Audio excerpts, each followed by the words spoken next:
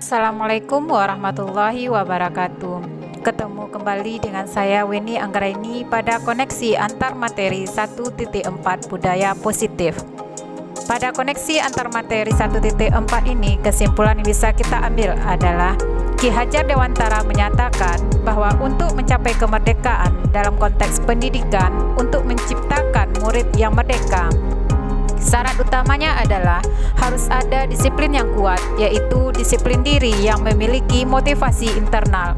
Jika kita tidak bisa mendisiplinkan diri sendiri, maka kita butuh orang lain atau pihak luar untuk menjadi motivasi eksternal. Dengan kata lain, mereka yang memiliki disiplin diri berarti mereka yang bisa bertanggung jawab terhadap apa yang dilakukannya, karena mereka mendasarkan tindakan mereka pada nilai-nilai kebajikan universal. Kemampuan yang harus dimiliki oleh guru untuk mewujudkan budaya positif sekolah adalah disiplin positif, memahami motivasi perilaku manusia berkaitan dengan hukuman dan penghargaan, posisi kontrol seorang guru, pembuatan keyakinan, penerapan segitiga restitusi dalam penyelesaian masalah. Untuk disiplin positif, upaya penerapan disiplin pada murid tanpa adanya ancaman dan hukuman. Murid memiliki kesadaran untuk budaya positif dari motivasi internal, bukan paksaan, pujian, ataupun hukuman. Disiplin diri yang dapat mengontrol diri dalam melakukan segala tindakan. Menurut Dr. William Glasser tahun 1984, bahwasanya setiap perbuatan memiliki suatu tujuan. Diane Gosen tahun 1998 yang menyatakan dengan nilai-nilai kebajikan yang diyakini seseorang, maka motivasi intrinsiknya akan terbangun sehingga menggerakkan motivasi dari dalam untuk dapat mencapai tujuan mulia yang diinginkan. Motivasi perilaku manusia. Ada motivasi eksternal dan motivasi internal. Pada motivasi eksternal, yaitu untuk menghindari ketidaknyamanan atau hukuman. Kedua, untuk mendapatkan imbalan atau penghargaan dari orang lain. Sedangkan motivasi internal untuk menjadi orang yang mereka inginkan dan menghargai diri sendiri dengan nilai-nilai yang mereka percaya. Hindarilah hukuman dan pemberian penghargaan berlebihan untuk minimalisir motivasi eksternal dalam diri siswa. Posisi kontrol seorang guru. Guru sebagai penghukum, sebagai teman, pembuat rasa bersalah, sebagai pemantau, sebagai manajer. Dalam penyelesaian masalah, seorang guru harus menggunakan metode segitiga restitusi. Keterkaitan antar materi pada modul 1.1 yang kita pelajari yaitu tentang filosofis pemikiran Ki Hajar Dewantara.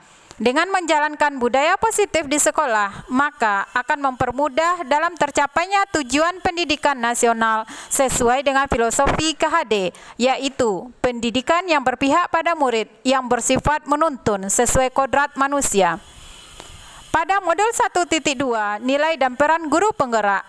Budaya positif di sekolah terwujud jika seorang guru memiliki 5 nilai guru penggerak, yaitu berpihak pada murid, mandiri, reflektif, kolaboratif, dan inovatif. Pada modul 1.3 tentang visi guru penggerak. Untuk mewujudkan visi guru penggerak, maka dilakukan prakarsa perubahan sesuai filosofi Ki Hajar Dewantara dan profil pelajar Pancasila agar terbentuknya budaya positif dan diperoleh sekolah yang nyaman. Refleksi. Sejauh mana pemahaman Anda tentang konsep-konsep inti yang telah Anda pelajari di modul ini?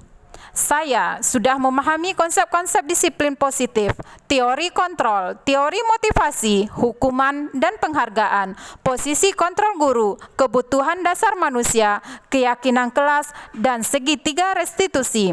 Seluruh konsep itu diwujudkan dalam tindakan dan dibagi dengan rekan sejawat.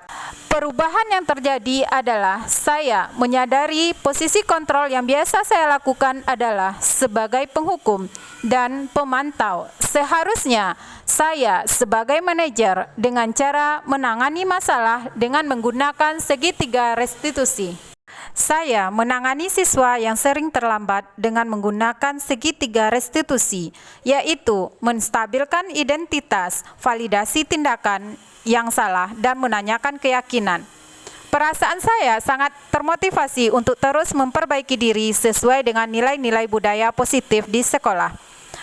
Hal yang sudah baik menurut saya adalah sudah muncul motivasi internal pada murid untuk melaksanakan budaya positif sesuai dengan nilai kebajikan yang diyakini.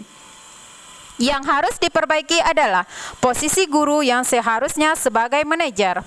Sebelum mempelajari model ini, posisi kontrol saya sebagai penghukum dan pemantau. Perasaan saya saat itu selalu merasa bersalah karena harus menghukum jika murid bersalah. Setelah mempelajari model ini, saya mulai menerapkan posisi sebagai manajer dalam menyelesaikan masalah, sehingga saya merasa tenang dan mulai menyadari pentingnya komunikasi untuk menumbuhkan rasa tanggung jawab. Sebelum mempelajari model ini, saya hanya menggunakan satu tahap dalam menyelesaikan masalah, menggunakan segitiga restitusi, yaitu dengan menyatakan setiap orang pasti pernah berbuat kesalahan. Hal lain yang penting dipelajari dalam budaya positif adalah melakukan kolaborasi antara sekolah dengan orang tua agar menjadi kebiasaan di lingkungan sekolah atau dimanapun. Terima kasih atas perhatiannya. Semoga kita bisa bergerak, tergerak, dan menggerakkan. Wassalamualaikum warahmatullahi wabarakatuh.